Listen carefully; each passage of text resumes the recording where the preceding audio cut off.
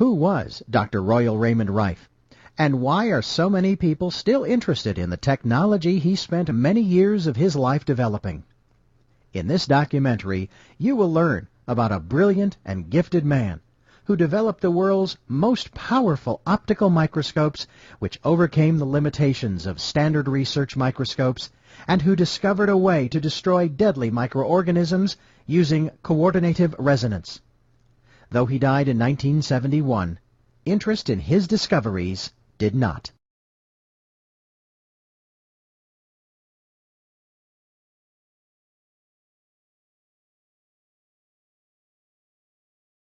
Royal Raymond Rife was a handsome and gifted young man. He had an inquisitive mind and explored many interests. He was born May 16, 1888, in the state of Nebraska to Royal Raymond Rife Sr. of Ohio and Ida Mae Cheney of Creston, Iowa. Dr. Rife was their second child, an older sibling having died in infancy. Ida Mae became ill and died 8 months after his birth in 1889. After her death, because Rife Sr. was working 14 to 16 hours a day as a mechanical engineer, he took his son to his sister, Nina Culver Rife Dryden. She said about this difficult situation, "I raised him and brought him up as though he was my own." He lived with her from the time he was 8 months of age until the year 1905. At this time, he had an interest in becoming a medical doctor and pursued this dream. He went to Johns Hopkins University to begin his medical training, and after some study, he found that he had a greater interest in the field of bacteriology. In this field, he did a great deal of work, which included photographing many specimens for the University of Heidelberg. Because of the great contributions Rife made to Heidelberg University, he was given an honorary doctorate of parasitology in 1914. Because his studies of bacteria required intensive use of microscopes, Dr. Rife developed an interest in optics and began studying in that field as well. This interest led him to New York's Zeiss Works. Zeiss microscopes were world-renowned even at that time, and Dr. Rife studied from 1904 to 1908 with Hans Lückel, the senior optics engineer. In 1846, Carl Zeiss set up a workshop for precision mechanics and optics in Jena, Germany. 20 years later, he went into partnership with Ernst Abbe, whose theory of microscope image formation led to greatly improved microscopes. These innovations made Zeiss a world leader in optics and made it the logical place for Dr. Rife to study microscope and lens technology.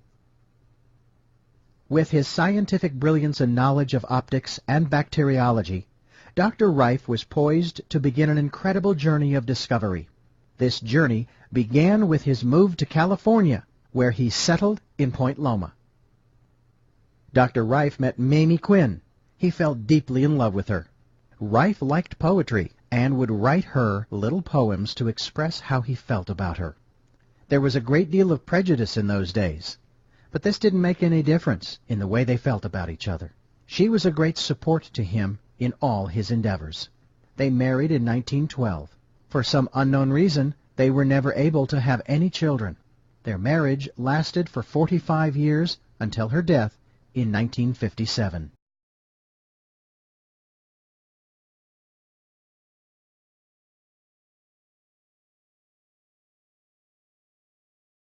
From 1915 to 1920, Rife worked in his private lab identifying and classifying disease-causing microorganisms.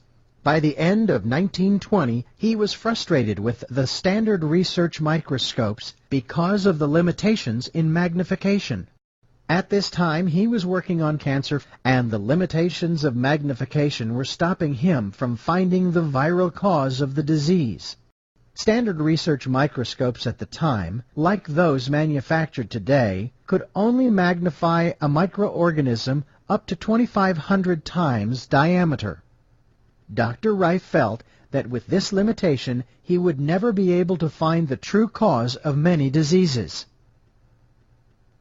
At about this time, Rife began his work using frequency instruments. He told a reporter in a May 6, 1938 Evening Tribune article that he also experimented with electrical stimuli on various microorganisms, and he noticed the individualistic differences in the chemical constituents of the diseased organisms, saw the indications of electrical characteristics, and observed the electrical polarities in the organisms. Random speculation on the observation suddenly stirred in his mind a startling, astonishing thought. What would happen if I subjected these organisms to different electrical frequencies, he wondered.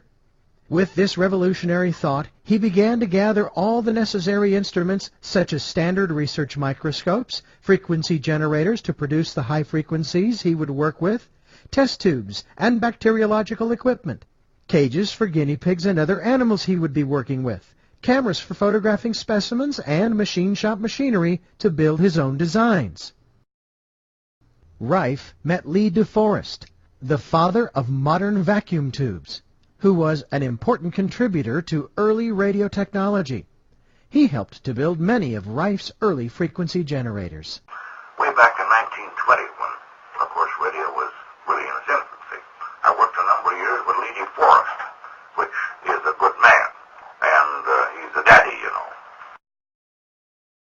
Rife found, through arduous experimentation, looking through the microscope as he applied various frequencies, that he was able to kill these microorganisms, proving his theory to be correct.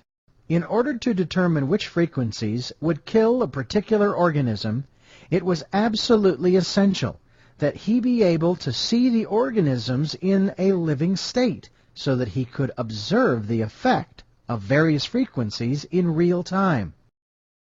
Rife later called a frequency which killed an organism its MOR, or mortal oscillatory rate. As an example, it's worked out, my theory was worked out on a basic principle of what we term coordinated resonance.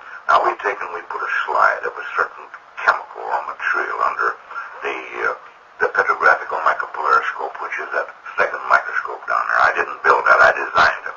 Now, we have what we call a coordinated resonance, you see. We have a chemical here, we have a frequency. All right. We will take and change those to two tuning forks that's pitched at a C absolute. We put the other one down there, we strike this one, the other one resonates. It's coordinated resonance, owing to the chemical constituents. And we create that electronically, the same as we determine what material is under that microscope by the color and the index of light as we rotate it between the analyzer and polarizer. As the color index fades from one color to the other, the angle of refraction of that crystal and so on, we can tell. It's coordinated resonance. The same as I say, you take two tuning forks that's pitched to the C or an A absolute, you strike one, the other one resonates. So we're showing an electronic frequency through the tissues of the body that simply devitalizes the bacteria with no harm to normal tissue. Rife also described how he found all the frequencies that would kill the various microorganisms. I stood in front of that thing for 30 years, finding these different frequencies that devitalize these different bacteria, and that thing was shooting on me right here. But it is absolutely harmless to normal tissue, and each individual bacteria requiring a different frequency to devitalize. How do you arrive at the frequency of the bacteria?